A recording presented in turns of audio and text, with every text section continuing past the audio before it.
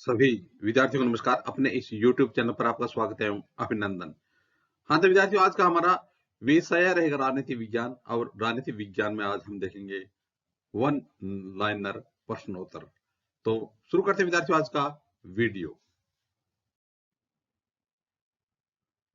हाँ तो विद्यार्थियों, आज का हमारा पहला प्रश्न है, प्रारंभ में संविधान सभा के सदस्यों की संख्या कितनी थी? तो जब संविधान सभा का गठन किया गया उस समय संविधान सभा के सदस्यों की संख्या कितनी थी? तो देखिए विद्यार्थियों, उस समय 389, जब संविधान सभा का गठन किया गया था उस समय संविधान सभा के सदस्यों की संख्या कितनी थी? 389 थी। तो देखिए विद्यार्थियों, दिसंबर 1946 से लेकर के और मई जून 1947 तक सदस्य संख्या 389 रही। उसके बाद भारत और पाकिस्तान का विभाजन हो जाने पर जो सदस्य थे उनकी संख्या 299 रह गई। विभाजन के बाद कितनी रह गई? संविधान सभा के सदस्यों की संख्या 299 रह गई, यानी 1950 तक 299 सदस्य रहे। तो देखिए विद्यार्थी, प्रश्न क्या पूछ रहा है? प्रश्न कह रहा है कि प्रारंभ में संविधान सभा के सदस्यों की संख्या कितनी थी? तो हो जाएगा उत्तर 389। अगला प्रश्न है विद्यार्थियों, संविधान सभा की प्रथम बैठक की अध्यक्षता किसने की थी? तो संविधान सभा की जो पहली बैठक आयोजित की गई थी उसकी अध्यक्षता किसने की थी? तो इसका उत्तर हो जाएगा सच्चिदानंद सिन्हा ने संविधान सभा की प्रथम बैठक की अध्यक्षता की थी। तो देखिए विद्यार्थी, पहली बैठक हुई थी 9 दिसंबर 1946 को। संविधान सभा की पहली बैठक कब हुई थी? 9 दिसंबर 1946 को संविधान सभा की पहली बैठक हुई थी। और उस समय सभा के सबसे वरिष्ठतम सदस्य डॉक्टर सच्चिदानंद सिन्हा को संविधान सभा का अस्थायी अध्यक्ष बनाया गया था। अस्थायी अध्यक्ष किसे बनाया गया था? सच्चिदानंद सिन्हा को। अगला प्रश्न विद्यार्थियों, भारतीय संविधान निर्मात्री सभा के संवैधानिक सलाहकार कौन थे? तो भारतीय संविधान निर्मात्री सभा के संवैधानिक सलाहकार कौन बनाए गए? तो इसका उत्तर हो जाएगा बी.एन. राव।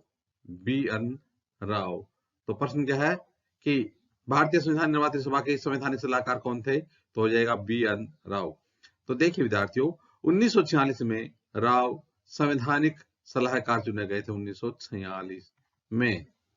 तो बी.एन. राव भारतीय संविधान निर्मात्री सभा के संवैधानिक सलाहकार बनाए गए थे। हाँ तो विद्यार्थियों, अगला प्रश्न है, संविधान सभा के स्थायी अध्यक्ष कौन चुने गए? अस्थायी सच्चिदानंद सिन्हा थे, लेकिन अब प्रश्न बनता है कि स्थायी अध्यक्ष कौन चुने गए? तो इसका उत्तर हो जाएगा डॉक्टर राजेंद्र प्रसाद संविधान सभा के स्थायी अध्यक्ष चुने गए थे। तो देखिए विद्यार्थियों, 11 दिसंबर 1946 को डॉक्टर राजेंद्र प्रसाद को संविधान सभा का स्थायी अध्यक्ष चुना गया था। कब है? 11 दिसंबर 1946 को। और उसी समय हरेंद्र कुमार मुखर्जी संविधान सभा के उपाध्यक्ष बनाए गए थे। कौन है? हरेंद्र कुमार मुखर्जी। तो इस प्रकार से डॉक्टर राजेंद्र प्रसाद को संविधान सभा का स्थायी अध्यक्ष बनाया गया था। अगला प्रश्न है, भारतीय संविधान की प्रारूप समिति के अध्यक्ष कौन थे? तो भारतीय संविधान सभा की प्रारूप समिति के अध्यक्ष कौन थे? तो इसका उत्तर हो जाएगा डॉक्टर भीमराव अंबेडकर। भारतीय संविधान सभा की प्रारूप समिति के अध्यक्ष बनाए गए थे। और प्रारूप समिति में कितने सदस्य थे? 7 सदस्यीय समिति थी प्रारूप समिति। अगला प्रश्न है, भारतीय संविधान की प्रस्तावना में समाजवादी, धर्मनिरपेक्ष व अखंडता शब्द कब जोड़े गए? तो भारतीय संविधान की प्रस्तावना में समाजवादी, धर्मनिरपेक्ष व अखंडता शब्द कब जोड़े गए थे? तो इसका उत्तर हो जाएगा 42वें संविधान संशोधन 1976 द्वारा। 42वें संविधान संशोधन 1976 द्वारा भारतीय संविधान की प्रस्तावना में समाजवादी, धर्मनिरपेक्ष व अखंडता शब्द जोड़े गए थे। हाँ तो विद्यार्थियों, आज का हमारा अगला प्रश्न है, भारतीय संविधान को कब अंगीकार किया गया? यह देखना, भारतीय संविधान को कब अंगीकार किया गया यह पूछा जा रहा है। तो इसका उत्तर हो जाएगा 26 नवंबर 1949 को। भारतीय संविधान को अंगीकार कब किया गया था? 26 नवंबर 1949 को। और लागू कब हुआ था? 26 जनवरी 1950 को लागू हुआ था। तो देखिए विद्यार्थियों, जिस समय भारतीय संविधान को अंगीकार किया गया था उस समय 299 सदस्यों में से, हमने पहले प्रश्न देखा था कि विभाजन के बाद 299 से सदस्य बचे थे, तो उसमें से 284 सदस्यों ने ही संविधान पर अंतिम रूप से हस्ताक्षर किए थे, 284 सदस्यों ने। अगला प्रश्न है, भारतीय संविधान में मूल रूप से अनुच्छेदों की संख्या कितनी है? तो देखिए, मूल रूप से अनुच्छेदों की संख्या, यानी जब भारतीय संविधान लागू किया गया था उस समय जो अनुच्छेदों की संख्या थी वो मूल रूप से कितनी है? तो हो जाएगा 395 अनुच्छेद। कितने? 395 अनुच्छेद थे। और अनुसूचियां कितनी थी? 8 अनुसूचियां थी। इसके अलावा भाग कितने थे? 22 भाग थे।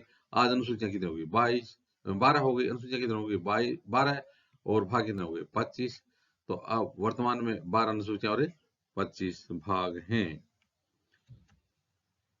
अगला प्रश्न विद्यार्थियों, भारतीय संविधान की 8वीं अनुसूची में भाषाओं की कुल संख्या कितनी है? 8वीं अनुसूची में जो भाषाएं हैं उनकी संख्या कितनी दी गई है? तो हो जाएगा 22। भारतीय संविधान की 8वीं अनुसूची में भाषाओं की कुल संख्या कितनी है?